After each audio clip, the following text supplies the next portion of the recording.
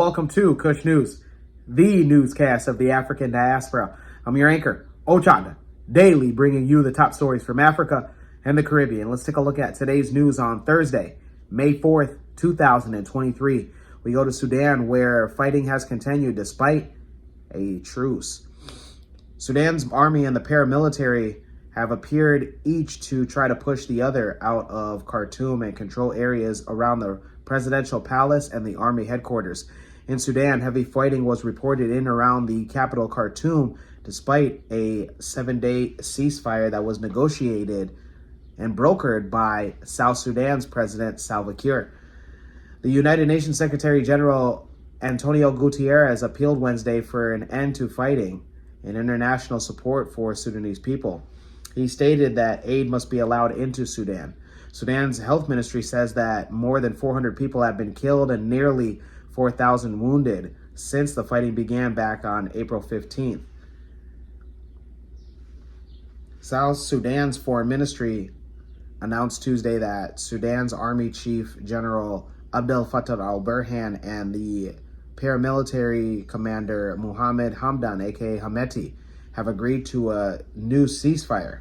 Despite that, fighting was still heard around the capital of Khartoum. South Sudanese President Salva Kiir stressed the importance of a longer truce and the naming of envoys to peace talks, which both sides had initially agreed to.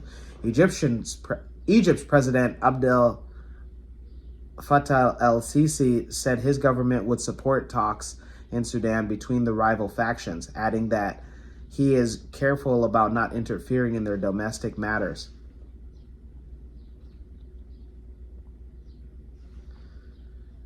The United Nations Refugee Agency in Darfur coordinator said that looting has been a problem in Darfur and many of their facilities have been robbed since fighting began April 15th. An official word from the refugee agency stated that our facilities in Nyala in South Darfur and in El Ghaniya in West Darfur have been targeted by looters, criminals, bandits, and out-of-control militias. Also, local authorities in Darfur have been working with humanitarians to try to make sure that the various national ceasefires are respected.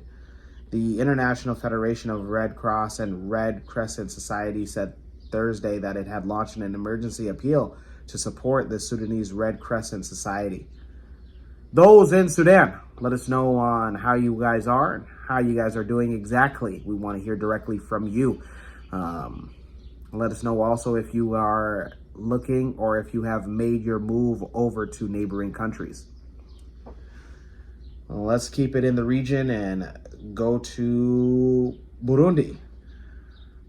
South African President Cyril Ramaphosa had stated that, or the office stated that on May 5th, he will be traveling to Bujumbura, Burundi, to participate in the 11th annual high-level segment of the Regional Oversight Mechanism of Peace, Security, and Cooperation.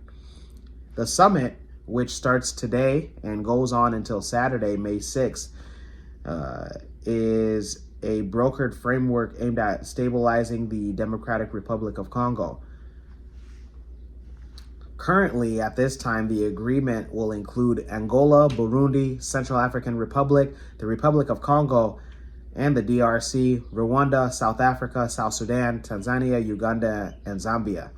Since 2014, Kenya and Sudan became the 12th and 13th signatories of the framework.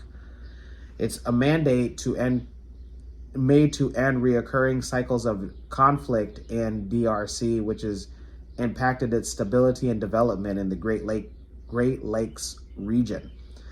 The framework also aims to addressing the root causes of conflict in DRC and the Great Lakes region. The summit will take place against the backdrop of political and security situation going on in eastern DRC. The summit will receive an update of various initiatives at de-escalating tensions between countries. Since 2023 marks the 10th anniversary of the framework, the summit will focus on the framework and consider a plan to enable this. The current crisis caused by clashes between the Sudan National Army and the Rapid Support Forces will be also discussed during the summit. President Ramaphosa will be accompanied by his Deputy Minister of International Relations and Cooperation. Those in South Africa and Burundi, let us know your excitement about Ramaphosa being included in taking steps to make sure that he's physically able to be in those talks. Let's go back to South Africa, since we're talking about South Africa, and go to Malawi. Malawi's president is appealing for international help. President of Malawi, Lazarus Chakwera, stated that Malawi has lost over $500 million to tropical storm Cyclone Freddy. The cyclone also has affected Mozambique and Madagascar and hit more than 12 districts in the country.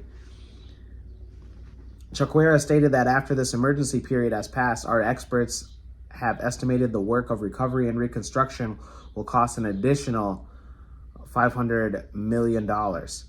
Funds that we do not have, which are outside of our budget. He appealed to the international community to help with rebuilding infrastructure. Chakwera left the country on Wednesday for the United Kingdom, where he's expected to meet leaders with the coronation of King Charles of Britain. However, despite funding shortfalls facing the government and its partners towards recovery efforts, a group of well-wishers in Malawi are contributing funds and building low-cost housing for poor cyclone survivors. More than 12 homes so far have been built in various districts. An entrepreneur leads the group, and he stated that many people have lost their homes and could not afford to find land to rebuild themselves. Those in Malawi, let us know your thoughts and let us know on how Kush News exactly can spread the message out, especially to entrepreneurs themselves and land developers to get people back in homes. Let's go to the Caribbean, specifically Antigua and Barbuda. Actresses Angela Bassett and Don Lewis have been appointed as tourism ambassadors of Antigua and Barbuda. The decision to appoint both leading Hollywood actresses as tourism ambassadors was taken during a cabinet meeting yesterday. A statement from the government stated that Ms. Bassett has shown her love to Antigua by visiting frequently and using her star power. Also, Ms. Lewis, who starred in Grey's Anatomy and A Different World, also loves Antigua. Bassett and Lewis will not be paid for their work as ambassadors, but stress that any appearances on behalf of Antigua and Barbuda will be for them. Both leading ladies are currently in Antigua and Barbuda, participating in the annual Sailing Week activities. Those in Antigua and Barbuda, congratulations. You guys have well-known ambassadors for the islands. Let's keep it in Antigua and Barbuda and talk about aviation. The Antigua and Barbuda government says that it had agreed to terms of a joint initiative with Africa's largest private carrier and to air peace and to boost investments in Liat. Both parties are to invest in Antigua-based airline through cash and other assets, with Air Peace acquiring a majority stake in Liat. The government said that its aim is the emergence of an airline able to respond of a demand of an inter-island connectivity in the Eastern Caribbean.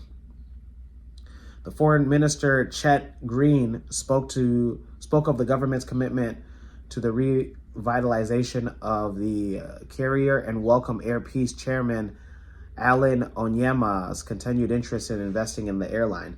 Air Peace is a largely privately owned airline in Africa with a fleet of over 38 aircrafts and over 3,000 employees serving markets in Africa, Middle East, India, China, and Israel. Back in July 2020, the Antigua Barbuda government said that Liat 2020 Limited will benefit from an initial investment of about 15 to 20 million. In June of that year, it entered into a court-appointed administration after a judge granted a petition for the carrier's reorganization.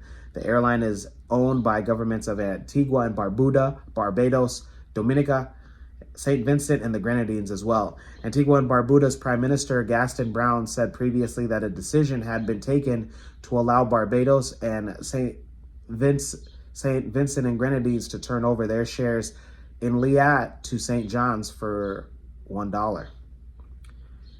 Those in Antigua and Barbuda, let us know your excitement, and also congratulations again. More Africa-Caribbean connection now that you'll have an airline becoming a majority stakeholder.